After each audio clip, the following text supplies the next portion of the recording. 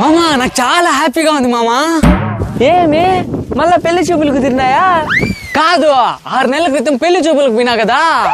అవును, నీ ముఖాన్ని చూసి ఛీ అని కూడా అనింది కదా. అందుకే ఇప్పుడు సంతోషంగా ఉన్నా. వీడికి మైండ్ దుబ్బిందా ఏంది? ఆ అమ్మికి వాళ్ళ అమ్మ నాయన అప్పో సప్పో చేసి ఆర్భాటంగా పెళ్లి కూడా చేసినారు కదా. అవును, ఆమె మూడు కాస్త అలసిస్తే ఇన్స్టాగ్రామ్ లో ఏడియాలు పెడతా ఇంకా తగులుకుంది.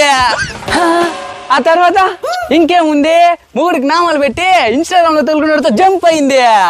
అందుకేనా హ్యాపీగా ఉన్నావు? ఇలాంటి అమ్మాయిల వల్లే కదా పెళ్ళంటేనే భయం వేస్తాంది. అందరు అమ్మాయిలు అలాంటి కాదులే, నీకు ఇంకా మంచి సంబంధం చూద్దాంలే.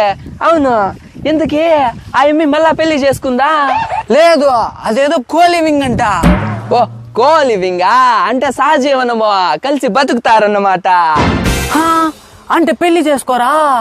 చేసుకోవచ్చు, కోకపోవచ్చు. ఇదేమి దరిద్రము. ఇంతకీ ఆ అమ్మి బాగుండదా?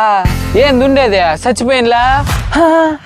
ఆయమ్మి ఊరేసుకుందో లేకపోతే మోసి తిరిపోయినాక ఆ ఉంచుకున్నాడు ఊరేసి చంపినాడు ఎవరికి తెలుసు. మొగుడికి ద్రోహం చేసినందుకు తగిన శాస్త్ర జరిగింది.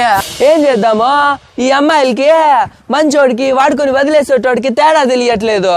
అందుకే ఆడవాళ్ళు కలిసికూడదు, మగోళ్ళు అలసిస్తే ఆడవాళ్ళు బరి తెగిస్తారు. రీల్స్ వల్ల ఆయమ్మి జీవితం స్వాహ. ఇన్స్టాగ్రామ్ లో వీడియోలు చేయడం తప్పు కాదు, పెళ్ళైనాక ఇంకోని తగులుకోవడం తప్పు.